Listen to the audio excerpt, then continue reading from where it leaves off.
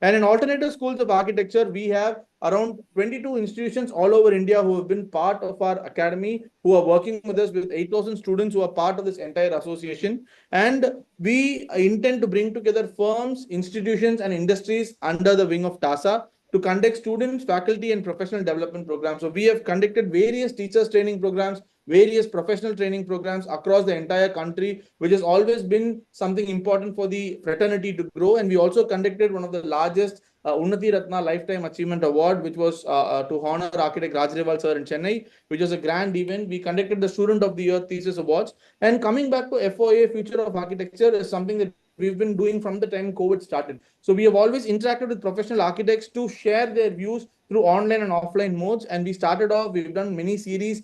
Last year, we also went ahead to make it offline. So we had architect Chitra Vishwanathan, architect Vilas Avchak, and ended up doing an interesting exhibition of the works of architect Sanjay Mohe sir in Chennai.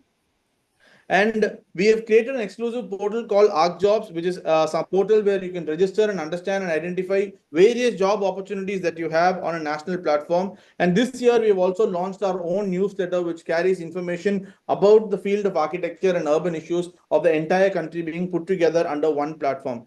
And today, we have with us architect Darryl Custer, who's someone who's been very, receptive of the idea when I pitched it to him about coming together. I would like to give a small brief, and I take the distinct pleasure in introducing this visionary leader who's in the world of architecture and design, Mr. Darryl Custer. He's the managing director of the design division of KEO International Consultants, one of the largest firms and the number one firm in UAE and one of the largest private firms in the country. KEO International Consultant is a prominent and a global consulting firm with a strong presence in the Middle East, and they provide comprehensive services in architectural design, urban planning, and infrastructure engineering. Architect Darryl brings about 34 years of unparalleled experience to the forefront of innovative design, and his expertise spans across diverse range of sectors, including urban mixed-use development, healthcare, retail, commercial projects, and keen understanding on development, design, and operation. We invite you, sir, and thank you so much for joining us for this webinar and gracing us with your presence. So thank you, Darryl. I think if we start reading about what Darryl and KEO has been doing, the list is quite long. So we have a very short time. We've taken a 1 hour appointment with Darryl to do this because he's a very, very busy man. And I would like to directly plunge into the questions that we've collected over the last few days. And there has been a lot of questions that's come to us continuously about what to do and how to take things forward. And since being an international practice, so Darryl, would you like to share a few words about this so that we can start with the Q&A? Yeah, well, I guess for starters, thank you for the kind introduction. I'm kind of blushing here.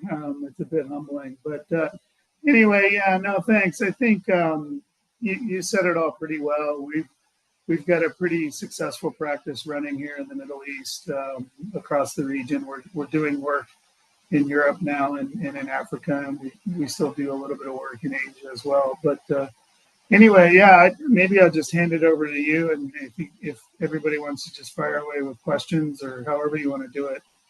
Yes. So one of the first questions one of the questions that was repeated most by many of the students and architects who went through us with the form is, this is another question that we wanted to take forward. I will speak out the question. So the question that I had written down was, I think I'd also emailed you, what is the role of architects going to be in the future, considering the expanse of AI and other technologies? This question came to us through various methodologies, I would say various contexts and various phrases. So there were a lot of students who wrote to us asking about whether architects would be replaced or what would architects learn. And there were also senior architects who came to us with the question whether what I studied is currently not, in the current trend. Will it be useful? Will it not be useful? So this is a doubt that people have in their mind. So we've just put it quite plain and simple. What will be the role of architects in the future, given the rapid growth of AI and the other technologies? Yeah, well, that's a good question. A lot of it, I think, has to do with how you how you think of an architect. Most people, by its definition, it's somebody who works in the building design space, designing buildings. But in my view, an architect in an architect's role is to come forward with ideas to improve the human condition, right? So it's not just the buildings; it's about the spaces in between. It's about how urban environments work cohesively. It's about how people live their lives and get from point A to point B. And so regardless of how those ideas come forward, I think you always need architects and people who can think in those terms to come forward with ideas. So yeah, it is fair to say that the first advent was AutoCAD and sort of using digital platforms to develop drawings, which was in 2D AutoCAD. Now the second generation was BIM 3D Revit modeling, and now the new generation is enabling generative AI and other computer platforms that can then take those ideas and start to do them on their own. So I think what it really does is it brings more ideas forward more quickly. So I do think that focusing on the vision behind these things and focusing on the front end and how these things come together is always going to be needed, whether it's an AI generated illustration or a machine driven thought process. And there's also this fear that many senior architects, or even I would say senior practitioners, have shared with us about how technology is not something that can be productive. It is ruining the design language. It's taking away the emotions from the space or the volumetric. While there are the young architects who are very strongly objecting to that idea that technology is essential and crucial for us to be successful in the future. So what do you say about that? Whom do you side with here?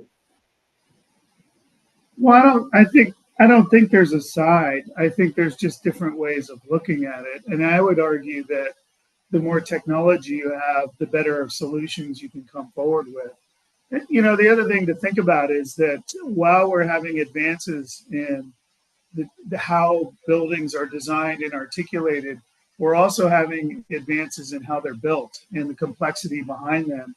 So if you look at a building, say 300 years ago, that was, it was bricks and it was mortar and it was concrete. And then, at the turn of the last century during the Industrial Revolution, you started to have plumbing and wiring and electronically, things brought into these buildings. And now, buildings are going to become smart. So, in the future, I'll take, the latest Blade Runner movie as an example, so having a building that's connected to a human with an interface, with an avatar, your apartment has a personality. It's got an avatar that follows you around. It leaves with you. It knows what you need when you come in. So that's sort of the next generation of where these things are going. Buildings that will automatically be able to tint their windows or open the windows on demand. Those are the things that are coming, and those are things that have a whole new layer of complexity. And you sort of need more technology to be able to bring those things forward. I mean, the analogy I would use is that I think if the buildings of the past were static buildings that were connected to Earth, I think they still will be static in the sense that they're connected and they're built in a fixed location, but maybe they'll be designed more like a car or or a piece of machinery that's fully automated and smart and has its own brain, right? I think the analogy made it very clear for all of us to how to look at buildings. So thank you, Darryl. So we have another question, which is a little bit more specific. So one person asks, please share the latest or the most advanced technology you have utilized in your recent projects. Well,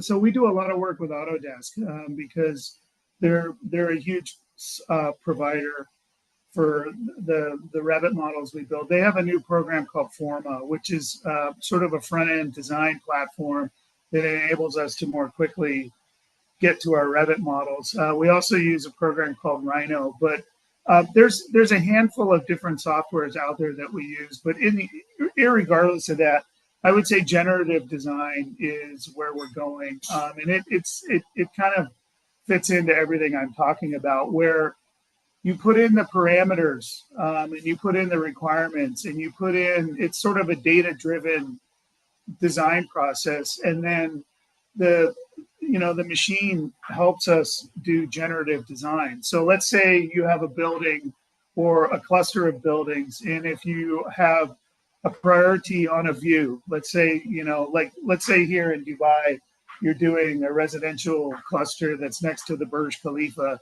and you want 80% of your buildings to have a view towards the Burj, and maybe you also want to reduce heat gain as much as possible by, and maybe you also want to, so by that you want to limit the amount of glass that's directly facing the sun. When you put those parameters in and then you lay out the criteria of the property and the massing that you have, generative design will give you 1,000 examples or 1,000 different ways to look at it, with resulting data and data points that we then as designers can use. So that's what we're doing on most of our projects now. I'll give you another example. I'll give you two other examples. One is a high-rise tower we're designing in Jeddah, where it's a round-shaped building. It's kind of oblong. It's got a round top. It's not orthogonally based at all. There's no flat planes on it. But to design the project and make it so it's constructible, we did do it with flat panes, and we used generative design. We came up with 8 panel sizes and 8 panel types, and then used generative design to help us formulate what the facade would look like in a manner that sort of gave us the look we wanted, but by limiting the panel sizes to only 8, so it's more constructible and more easy to fabricate and deliver on site. And I can tell you, 20 years ago, a process like that would have taken years, because we wouldn't have had the technology available to sort of quickly iterate those ideas. One of the other technologies we're using right now too is modular. And I know modular for some people has a bad connotation because it implies, Legos or a kit of parts or some regularity. But the reality is, if you can modulate things that are repetitive and then focus on the unique things that you want to do, it's a good way to deliver a project more affordably to our clients and more quickly. We are doing that in Saudi on some of our staff accommodation projects and some of our residential projects. We have a hotel coming where we probably will do that too, where the hotel rooms will be built offsite. They'll be delivered as a box and put together as a kit of parts and then facaded up to look like it's built in situ. Nice. Thank you, Darryl. Now, coming to something that, it was more of a question that even was something that most young architects and senior architects would like to share with, as a experience. So would you be willing to discuss the challenges that you faced while working with clients and the strategies of what you employed to successfully overcome them? So why I'm asking such a long question is because there are various kind of issues that when we work with clients, and specifically for you, there are very large clients, I believe. So what would be the challenges that you'd face generally, and how do you work on this? How do you come up with solutions, or what is the idea that you take forward? Yeah. So a lot of it depends on the kind of clients you work for and the kind of projects you work on. For me and for my group and in my career, it's almost always exclusively been with commercial developers. So I made the decision a long time ago to work in the commercial space for developers.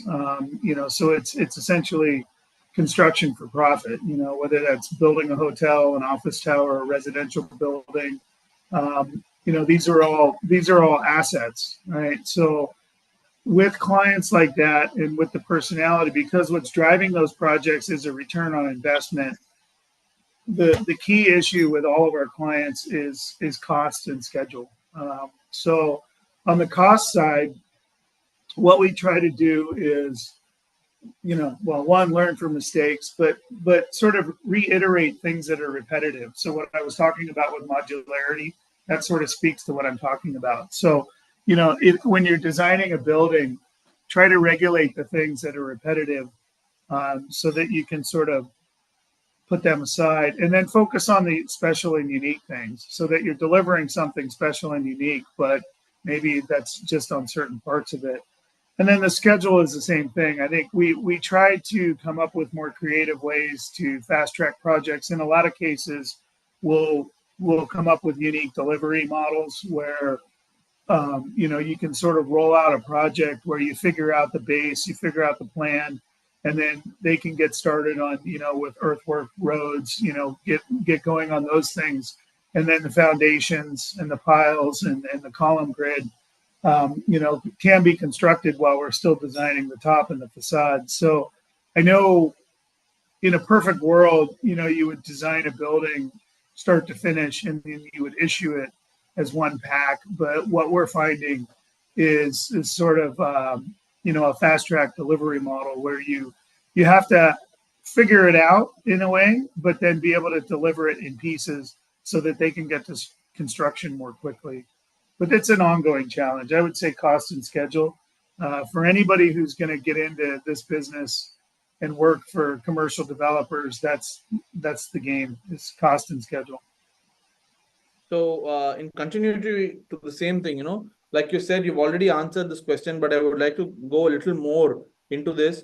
What is the most key aspect while you're managing large scale projects? You've already mentioned that time and cost are the two integral parts of any project needs to be focused on. So what is most effective design process that you take care in such large projects?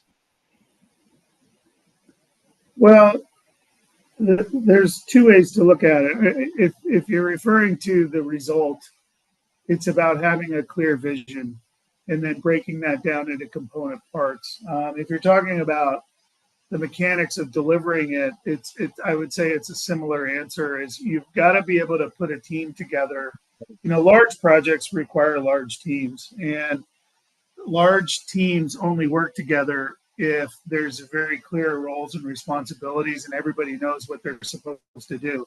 It's like if you use a sports analogy, everybody on the football pitch has to know what everybody else's position is, and the goalie has to know his role and the forward has to know his role. And it's the same approach. You have to have people who can role play, work together, but then also work independently. And you start with a vision, and then that breaks down into component parts, and then it comes together as a vision in the end.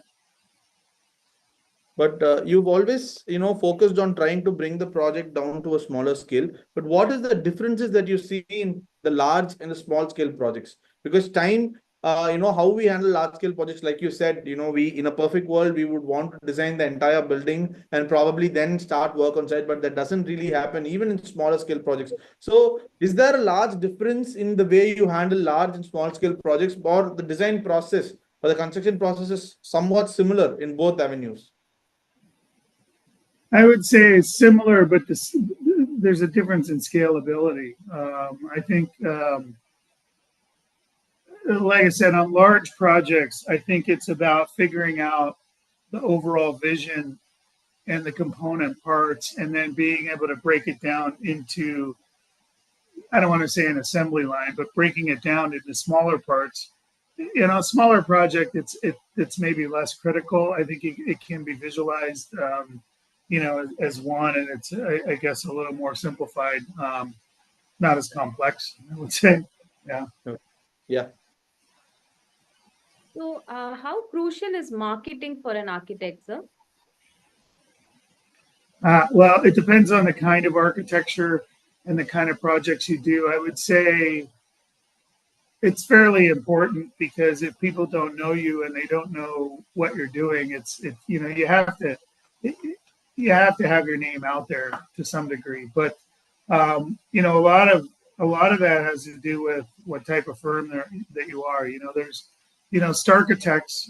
There are branded firms like Zaha Hadid, Frank Gehry, Norm Foster. You know, those types of firms generally are global brands, and their work essentially markets themselves, right?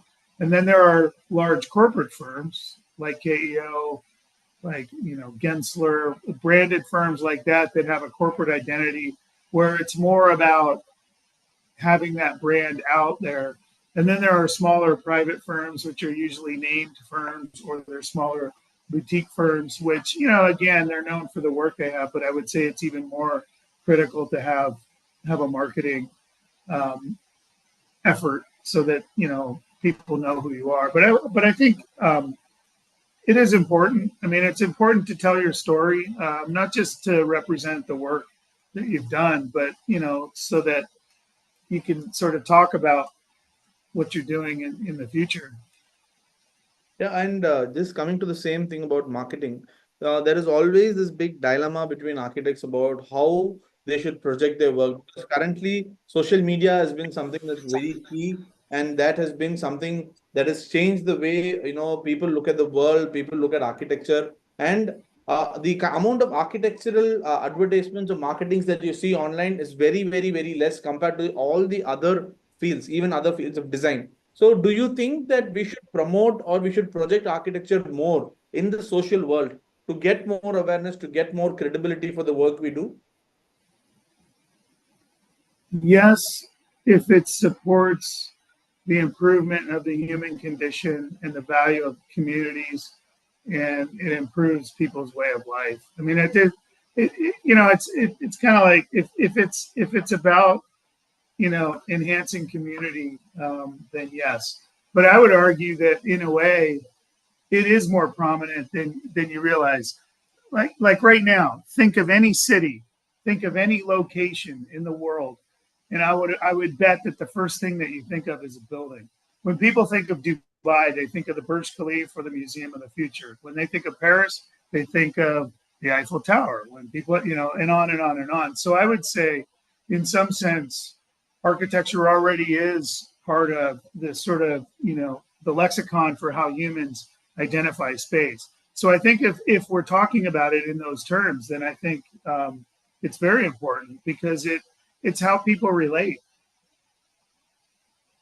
Oh, yeah, very, very well said that, you know, every nation, every city identity is the architecture of it. But I think people don't understand that it is the architect who's been someone who's, you know, envisioned the entire process. That is, I think, where the gap is. So thank you for that. So we have a very, you know, honest question, which I think one of the students have asked. What skills do you believe are essential for becoming an effective and a successful architect? Well, I would say, you know, granted, I'll admit I'm biased. Obviously, I've been doing this for a long time, so I'm a little biased here. But I would say that architecture as a profession is probably one of the broadest career paths that somebody can get into because it touches on so many different things.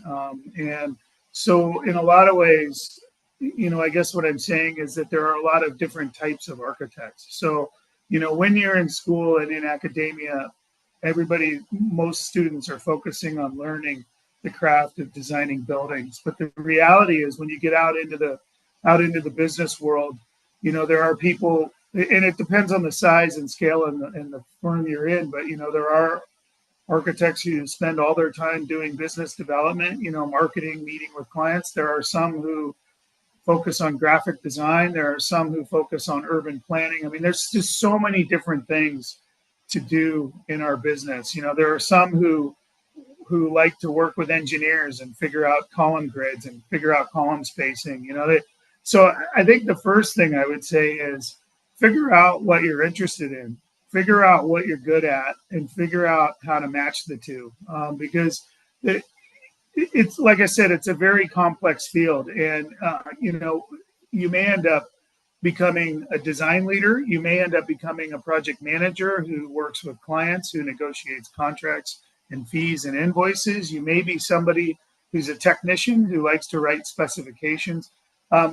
So I think that, the way I view it is, and when I usually talk to people fresh out of school, is spend the first 4 years just trying everything and looking at all the different things and trying different ideas and exploring different activities and looking at where are the areas that you excel at. What are, of those things, what are the things that really interested you, and of those things, what were you inherently good at.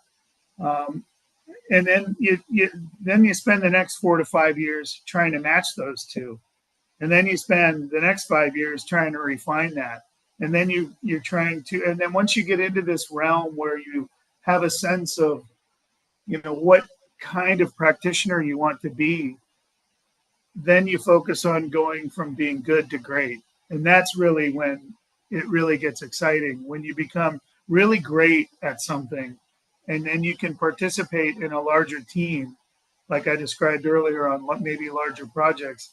That's when it all starts to come together. Thank you, Darryl. In continuation to something, what these young architects have always put forward to us, something that even I have in my own mind is, how do you, best way to structure a company, towards growth? What is the point that I should focus a lot on? How do you think a young architect, depending on whatever kind of architect they want to be, and they want to start their own firm, where are the pain points that you think they should focus on, and how do you think, or what kind of structure do you think is essential for a company for growth? Because most of the times the architects who have their startups, there is no structure to it. It is quite, it's always looks quite chaotic, and it's always random, and they have their hands in everything. So what would be your suggestion with your experience as the best way to structure the company for growth? Well, I think, similar to how I described doing a successful project, I think if you think about it a little more loosely, and just say, okay, well, what's the vision? I mean, the first thing you have to think about is, what is it that I want to accomplish as an architect? What's my vision? And then what's the value? What's the value proposition? Why would somebody hire me? What is it that I do that has them wanting to hire me to do something for them? And then once you've got those two answers, then it's like, okay, well, what do I need to deliver on that promise? And whether that's, human capital, whether that's, I need this person, I need this person, I need this, or, then, once you know that, then you start to fill in those blanks. And, I would say, when you start small, it's maybe you're doing everything. And then as time goes on, you sort of focus on the things you need to do, and you start delegating out the things that somebody else can help you with. And then it grows from there. And one person leads to 2, which leads to 5, which leads to 10, and that's how you grow a firm. So, is there any personal experience of you in your career where you worked in a small firm, had a very small team, and done something on your own? Is there an experience like that? Yeah.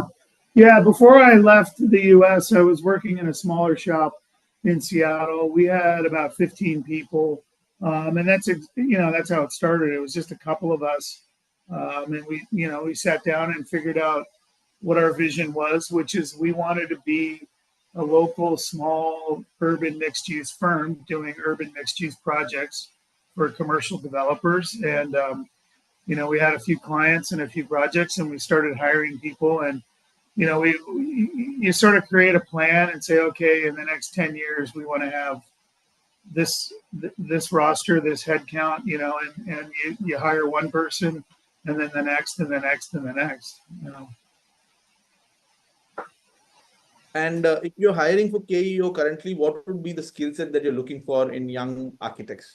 Just, a question that I think I would want to know. What is it that you're looking for in young architects to be part of your team? Digital design, people who can work in a digital space, Revit, people who can, work and think in 3D modeling, doing, iterative design, generative design. Okay, so that would be the key factor that you're looking for in young entrepreneurs and young architects Yes. to be quite efficient in the digital world. And Rivet, I think many students who wanted to know have got their answer of how and what is required to apply in KEO. So actually, we had a question that is, what challenges did you encounter when you were bringing Zaha Hadid architect design to reality? Well, that was actually, I wasn't personally involved in that. That was done in Doha. It was done with our supervision team. The issue there is, attention to detail. So, getting the right fabricators and getting the right people on site who can get the project built and delivered and permitted.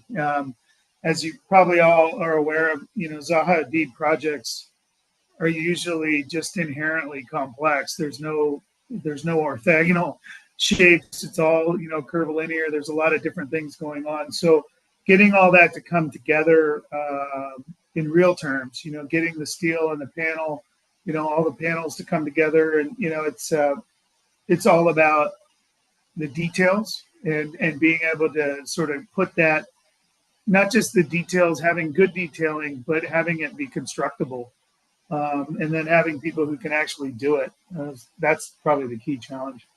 And the time. So, I talked about schedule before, but those stadiums all had to be built, to be ahead of the FIFA games. So yeah, it's a challenge. so do you happen to have a team called the supervision team, or is it just something that you have tagged your team as? No, no, we have a division in KEO that's a PM, project management supervision. It's a separate group that we put on projects during construction. Yeah, it's a whole Okay. separate thing.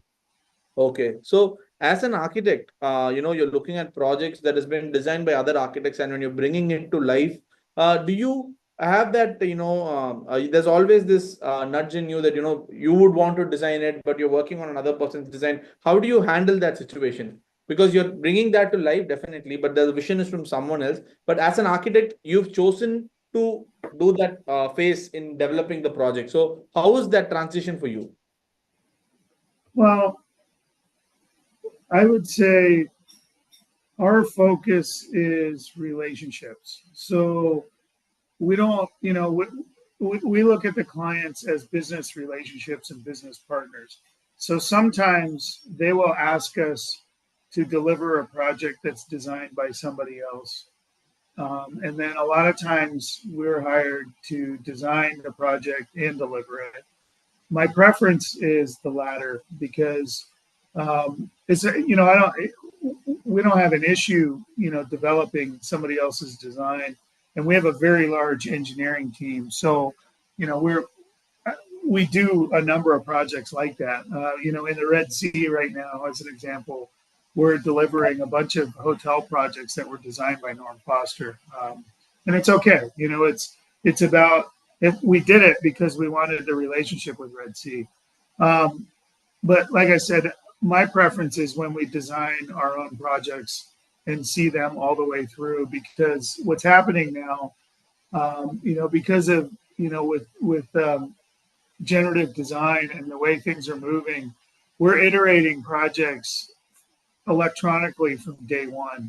And so when we build those models, if we can build the model and then you make it more complex as time goes on, it's much easier than, say, taking somebody else's model or, at the beginning of schematic design. If we get some model from like Zaha Hadid or Norm Foster or one of these other firms, sometimes we take their work and then we layer over it and rebuild the model for our own purposes so that it's built to suit, which we don't have a problem doing it, but it takes time and it costs money. So our preference is to do our own projects. Plus, I will admit, there's a little more pride. I think our teams feel better when they're working on the projects that they've envisioned.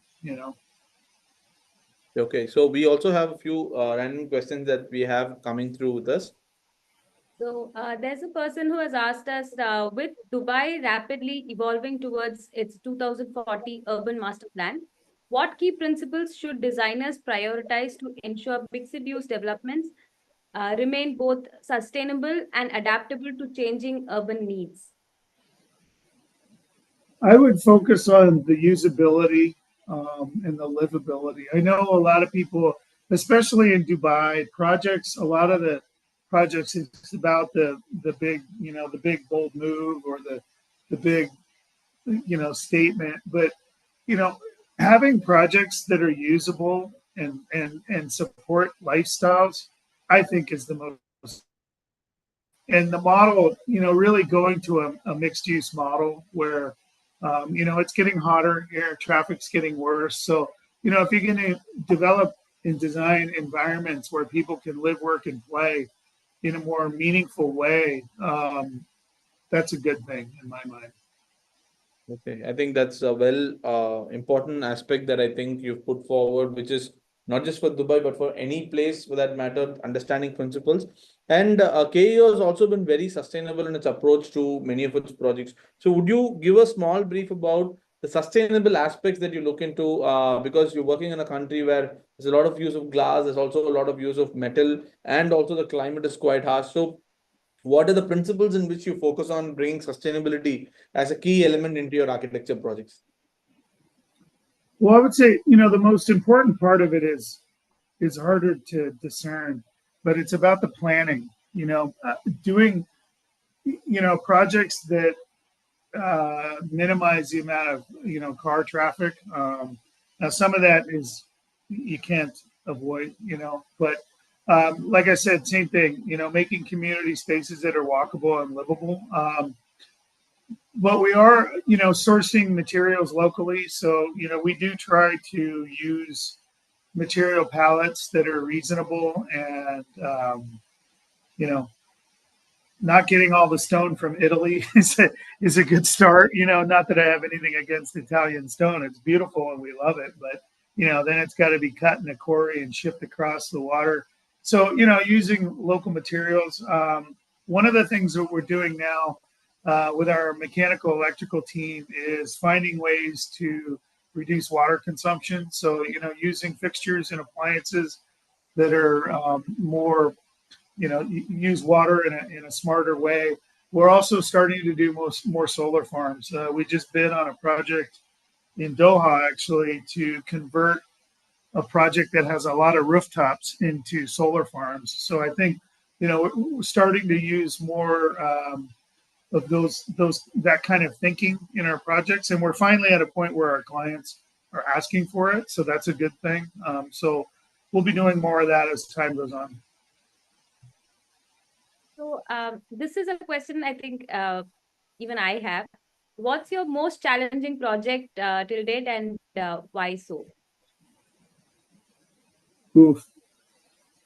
Well, I guess it depends on your definition of challenge. I think from a business point of view, I would say the most challenging ones are when you have clients who, I don't want to say have unrealistic expectations, but have expectations that are very hard, which in the Middle East seems to be more often than you'd like.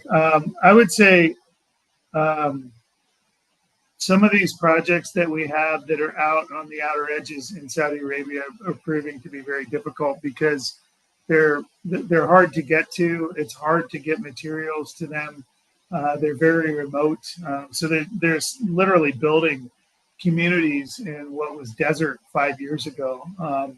We have a number of those, and it's a bit of a struggle, to get the materials that, to get the building drawn up and designed and they make it so that it can actually be constructed to look like what we want. I think that's probably the biggest gap. Dubai, I think, is probably went through that about 30 years ago, but I think it's past that now. It's obviously a very well established urban environment, Abu Dhabi as well, and Riyadh as well. But these projects that we have that are out on the edges, they're a bit challenging. And then I would like you to, let us know what is your favorite project that you worked on in the recent years? Something that you really enjoyed or liked the process, because as you design and execute the projects, which would be something that you'd say is your favorite or the one that you like the most? There'll definitely be something like that. Yeah, I would say the one I'm most happy with is the one I referred to earlier in this conversation. It's called UView Mixed Use Tower. It's in Jeddah on the Corniche. It's a vertically stacked mixed use project that is very unique for Saudi Arabia for a number of reasons. Probably the biggest one is the mix of the project is, it's similar to the kinds of projects I used to work on in Asia, where it's, you basically, it's a vertical city in a sense. You've got a retail podium with shopping and restaurants and food and beverage down on the ground and the lower 3 or 4 floors. And then you've got hotel, service department, for sale residential, and an office space, all stacked vertically in a tower. And then you've also got the building is shaped like a Y. It has 3 wings with a common core. So it's essentially 3 buildings that are sort of glued together in a sense. And it's a very exciting project. I think we're finishing schematic design right now. We'll start DD soon, and that'll go to tender and probably start construction hopefully within this year. The technology we used to design it and iterate it was all using generative design. So very proud of it. I'm sure you'll see it in the news as time goes on. Generally, what is the time frame for the schematic design process? Like, for a project of the scales that you're generally handling, what will be the time that you take for you to come up with a schematic design and taking it to the client? Well, it depends on the size and scale, but say a mid-sized project, maybe it's 2 towers. Usually there's a pre-concept phase, which usually runs a couple of weeks. And in that phase, that's where we'll just do some basic blocking and say, and that's really where you're figuring out the business case. So, if it's apartments, how many apartments, how many hotel rooms, how many this, how many that. And, that's where you basically figure out what the program is. And that's a couple of weeks. And then from that, we'll go to concept design, which is minimum month, sometimes 2 months, sometimes 3 months if the client takes a while to make decisions or if they change their mind. And usually by the end of concept, you have a package where the project's pretty well designed and it's designed enough to go to the government and get an entitlement and get approvals to build.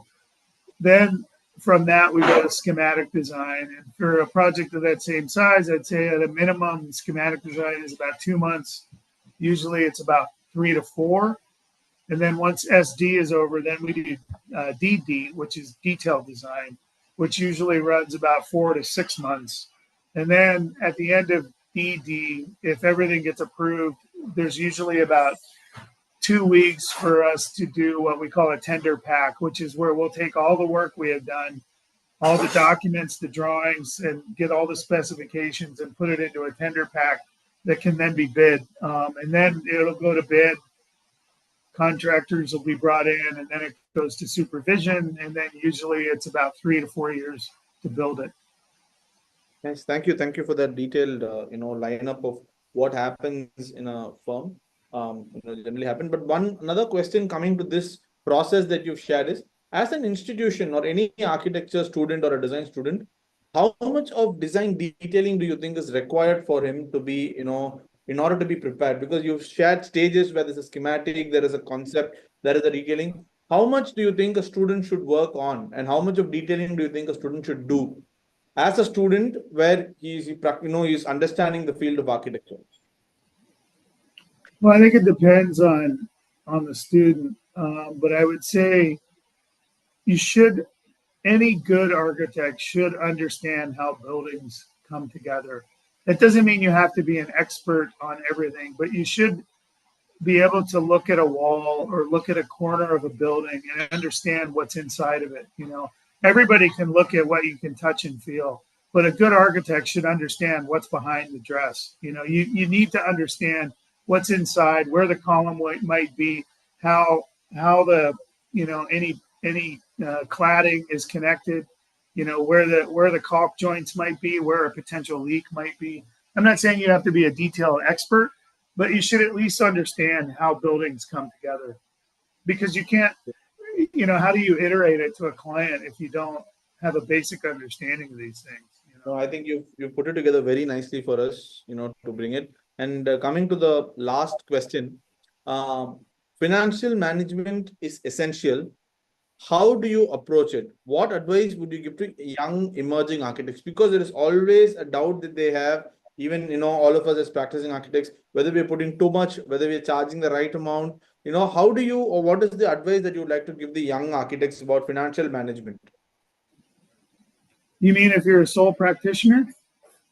Yeah, as a sole practitioner, as young entrepreneurs who are running, a small firm, how do you think, how do you think we can charge, or how do you think we should, handle the finances? Because that isn't Well, covered as part of the academic curriculum, and we really have yeah. less idea about business development as a subject itself. So, what would you give as an advice to young entrepreneurs who are sole Well, practitioners? it's a formula. The first question is, how much money do you want to take home? So whatever your take home is, annualized. Let's say I want to make X per year for myself, for my family. So that's a value.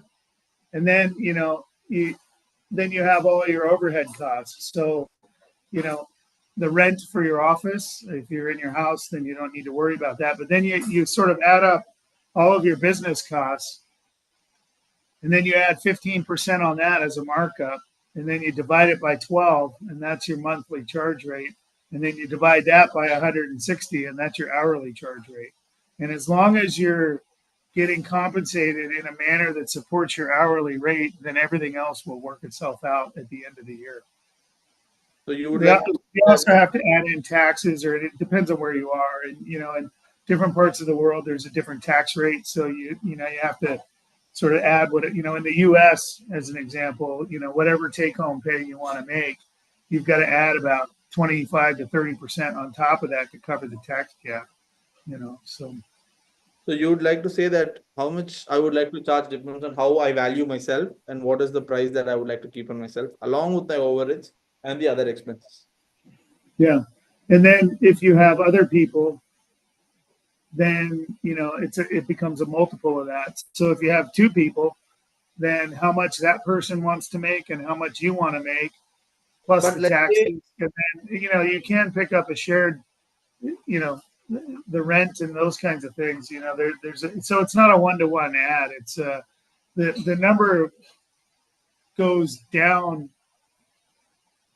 based on the number of people you have in the group. So in other words, if you had a 100-person firm, that pro rata is lower than if you per person than if you had 5 people, because the 5 people have to cover, the rent and all of that other stuff. But anyway.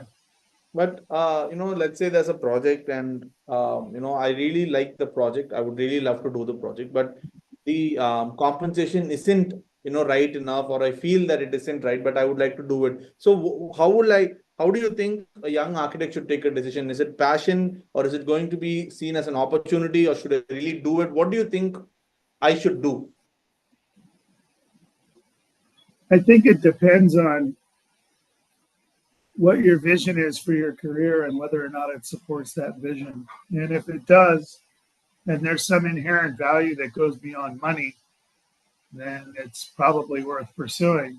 But if it's an average project and doesn't get you towards, your goals, then maybe not. The other part of it too is who it's for. It might be a project that you do for somebody projects in the future, so maybe there's that to consider as well. But I think a lot of it depends on, what the vision of your firm is, and, what you want to do. I would say not selling, not being firm on your value is a risk, because once you go down that path, it's hard to build that back in. In other words, if you do a project for somebody and you do it at a low rate, they're going to expect that the next time, no matter what is said. So, be careful is what I would say.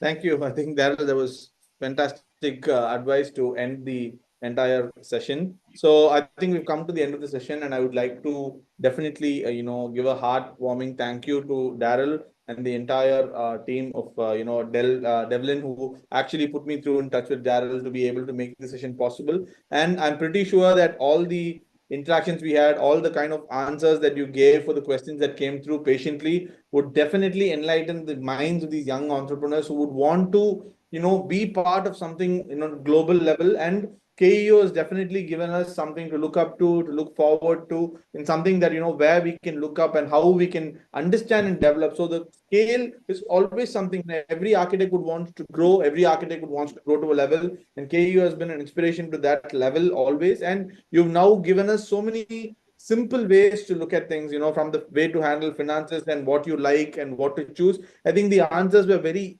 in common man terms, it is very understandable, very relatable to what we're facing. And definitely, I think we have learned a lot through this interaction. And I think I can speak for all the students, teachers, and architects who attended this FOA session. So thank you all for being a part of this fantastic space that we've created in FOA. And there is more to come, and we're going to be having more interesting architects like Darryl, who's going to be sharing their experiences with us through these intense interactions. Once again, thank you, Darryl, for your time, and a big thank you to KEO for making it, and showing us a path forward and what to look up to. Thank you. Yeah, thank you. Good luck to you all. Have a good weekend. Yes, you too. Thank you.